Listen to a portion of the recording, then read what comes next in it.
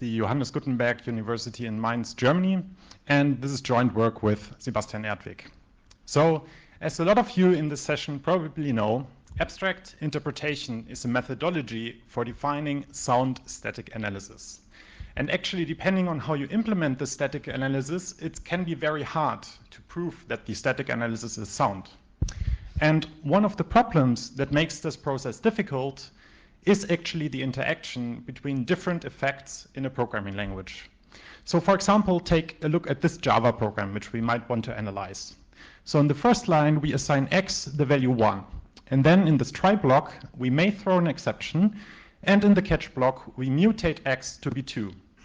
So a static analysis has to consider all possible paths through this program. And it doesn't actually know if the exception was thrown or not. So it has to remember the state of x at the beginning of the try block and join it with the state of x at the end of the catch block. Now, this example really shows this very subtle interaction between the exceptions in a language and the mutable store in the language. And this interaction between these different effects also makes it really difficult to keep these two concerns apart in the implementation of a static analysis. And if you're not careful, when you implement your static analysis, then you end up with a static analysis code which looks like this. So this is the Haskell abstract interpreter for a small little language. And the code itself is not so important, but just let me point out the obvious problem with this code, which is that it mixes a lot of different analysis concerns. For example, a store or an environment is passed around everywhere. Or the interpreter explicitly handles and matches on the failure of the language. And lastly, there's this field parameter which is passed around everywhere and decremented on every recursive call to enforce the termination of the analysis. Now, this mixing of different concerns makes it, of course, very hard to change or to extend the analysis, but also to reuse existing analysis functionality. But now let's take a look at the soundness proof of this small little analysis. In a soundness proof, we have to relate this abstract interpreter to the concrete interpreter for the same language in a certain way. And we end up with a relationship which looks like this. The problem with this kind of soundness proof is it's really entangled, which means that it's very hard to decompose the soundness proof into smaller lemmas about each different analysis concern. But also, the soundness proof is very brittle, which means that if one of the interpreter changes, then the entire soundness proof becomes invalid, and we have to recheck the entire soundness proof to see if it's still valid, and we have to find out which parts we have to prove now. So this is, of course, a very unsatisfactory way of defining static analysis and proving them sound. So in this work, we would like to do this more systematically. So let's collect a few requirements for this process. So first, what we would like is to have some mechanism which captures a single analysis concern, such as the concern of environments, stores, or exception handling. Secondly, we would like to be able to reuse existing analysis functionality. So these small pieces, they need to be language independent. And furthermore, there needs to be a way of composing these smaller pieces to a complete analysis. But most importantly, we would like to be able to reuse the soundness proof. So this means that this way of composing these small pieces has to preserve soundness. So this means if all of the small pieces that we use are sound, then this should imply soundness of the complete analysis. So this means that an analysis developer doesn't have to worry about soundness as long as she uses existing analysis functionality that has been proven sound. And this is what we propose in this work. We propose to define static analyses more systematically by using sound and reusable analysis components. So for the rest of this talk, let me go into more detail how our components look like and how the composition works.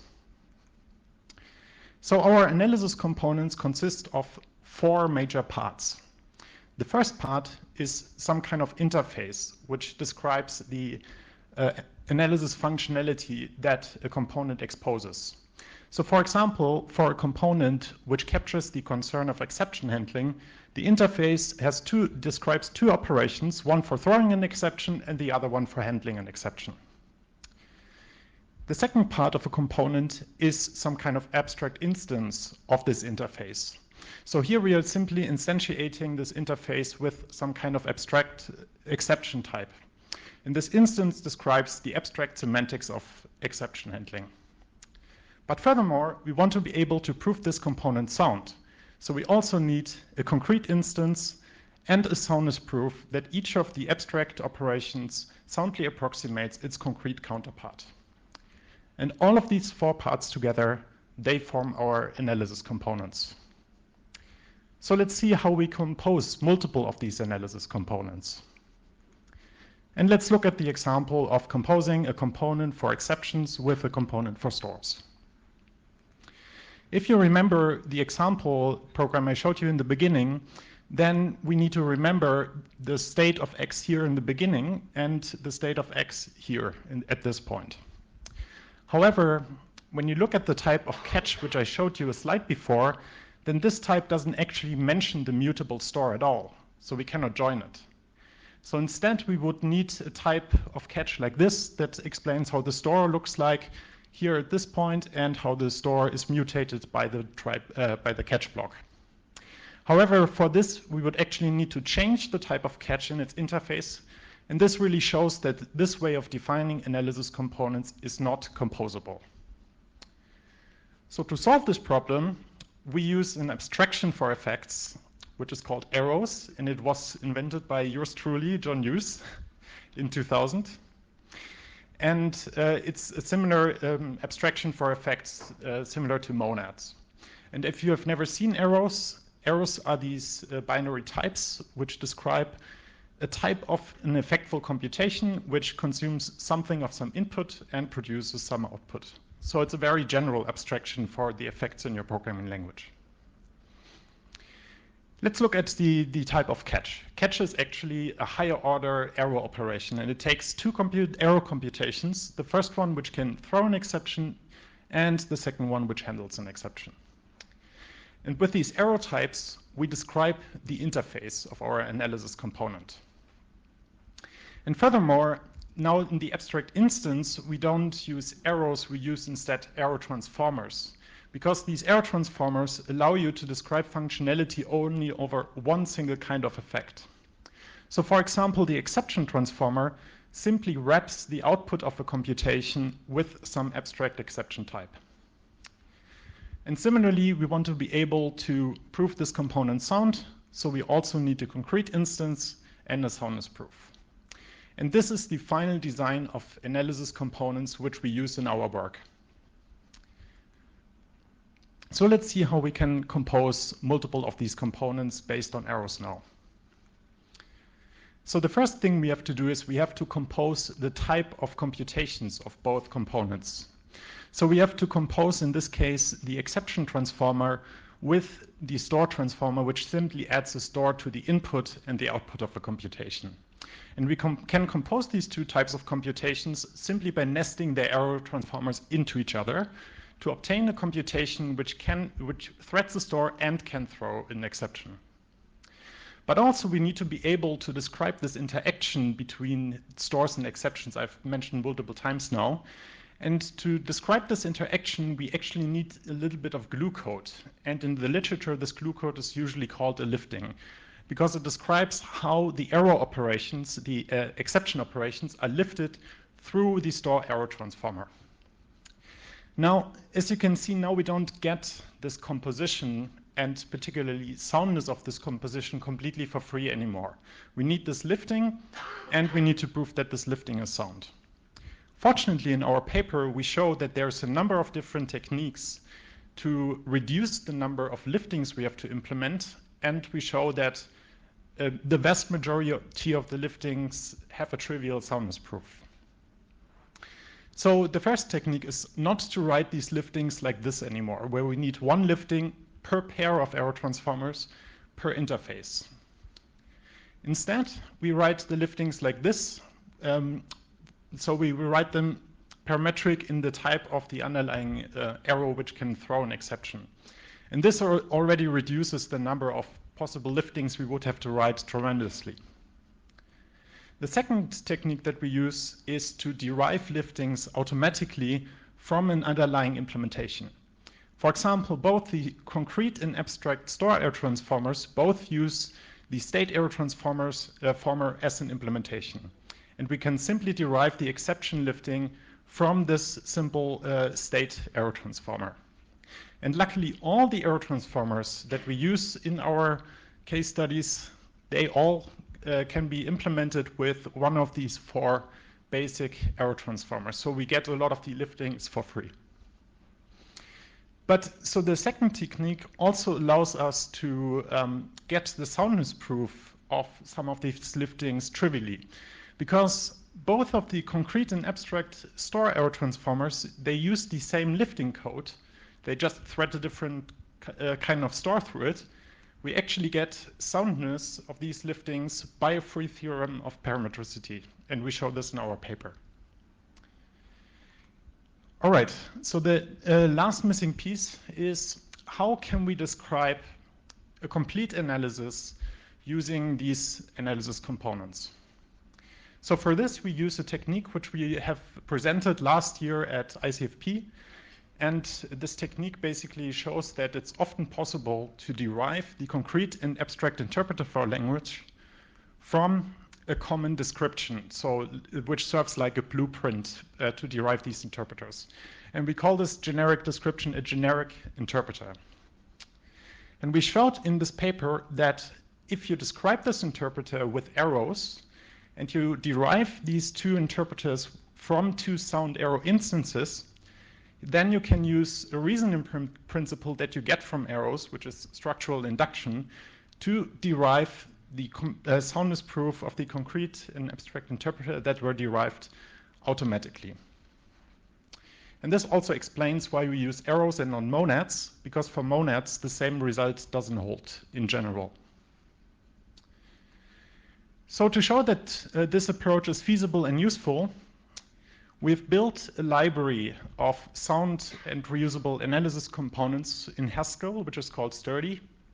And it's open source and available on the web, and you can find a link to the repository in our paper. Now, we have used this library to implement a number of standard static analysis, and we wanted to see if we can implement and prove these analyses sound in a modular way, and in particular, how much of the existing implementation and soundness proof of these analyses we can reuse whenever we extend the analysis or when we extend the language. And lastly, we wanted to see what is the effort of proving these liftings sound. So let me just highlight one of the case studies that we did. So here in the beginning, we defined some kind of base analyses, which we then extended in several steps. So for the first analysis, we defined a simple interval analysis for a while language. And to describe this case study, I will use this notation for analysis components because it captures the error transformers and the interface of a component. So to obtain a component to implement this case study, we composed in total 7 different analysis components, 6 of which we were able to reuse from our library, which means that an analysis developer would not need to worry about their implementation or soundness proof. And only we needed to implement one language-specific component which describes the value operations of this analysis, because the value operations are language-specific and kind of hard to reuse. In this composition, we required in total 22 different liftings, of which 20 were trivial and only 2 required an explicit implementation and soundness proof. So in the second step, we extended this base analysis with a new analysis concern. So we also wanted to analyze which of the definitions are actually reaching. And we were able to capture this analysis concern with its own analysis component, which we simply added in the middle of the stack. And remarkably, we could actually reuse all of the existing implementation of the analysis and all of the existing soundness proof. And again, for this edition, we required 4 new liftings, of which 2 were trivial and 2 were non-trivial. And lastly, we wanted to see what happens when we not only extend the analysis, but also the language with new language feature. And we added exceptions to the language.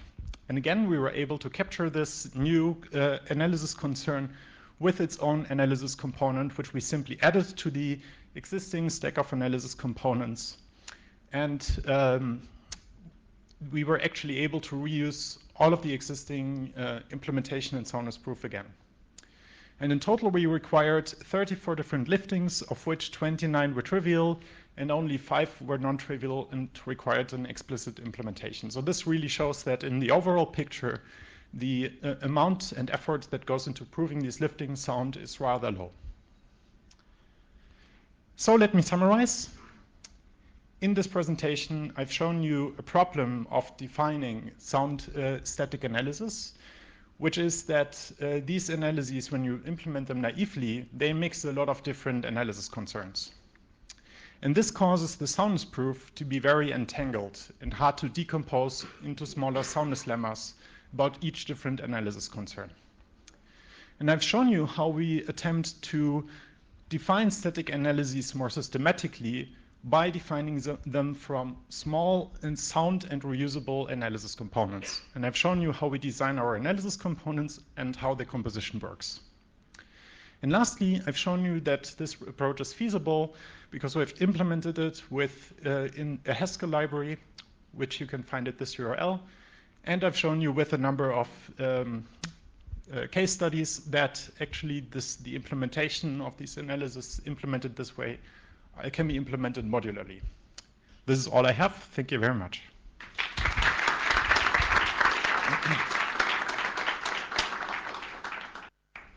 Okay, we have plenty of time for questions.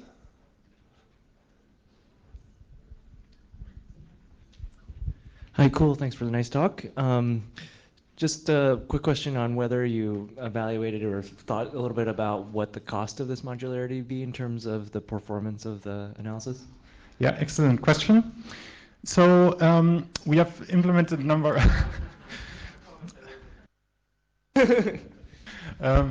We have implemented a benchmark, a small benchmark, which measures the cost of each transformer individually here, and then of the entire stack of all of these transformers.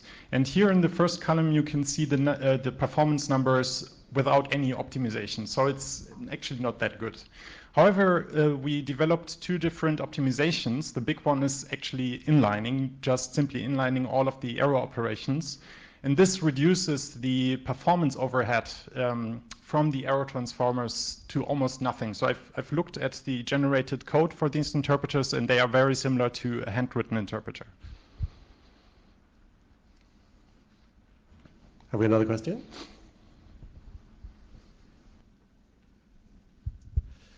So in your case study, you inserted new language features at a very specific location in the stack. Does it actually matter where you insert these new language feature, for instance, for the number of liftings you have to write? So yes, so these were actually 2 questions. So the first question is, yes, the position where you insert these new analysis components matters because it kind of has an effect on what kind of language semantics you get.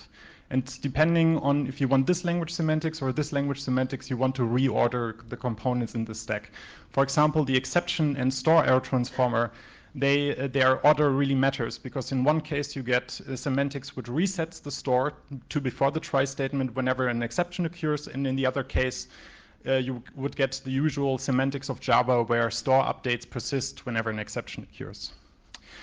So the second question was, does it affect the number of liftings that you have to implement? Yes. Sometimes you have to implement more liftings, sometimes you have to implement less liftings with a particular ordering. Thank you very much. Okay, another question? Okay, I will ask one. It's great to see you using arrows, but as we both know, in many applications, there's a choice between using arrows and applicative functors. You didn't compare against using applicatives. Would that have worked for you? That's an excellent question. I haven't looked at applicative functors yet. So I think we still want to be able to describe these kind of monadic-ish operations. And I don't think that you could actually describe these operations with applicatives, but I think you can describe them with arrows. But I have to investigate this further. Okay. Okay, I see everybody is hoping to beat the queue for lunch, but let's thank our speaker one more time, and indeed all four speakers for a very interesting session.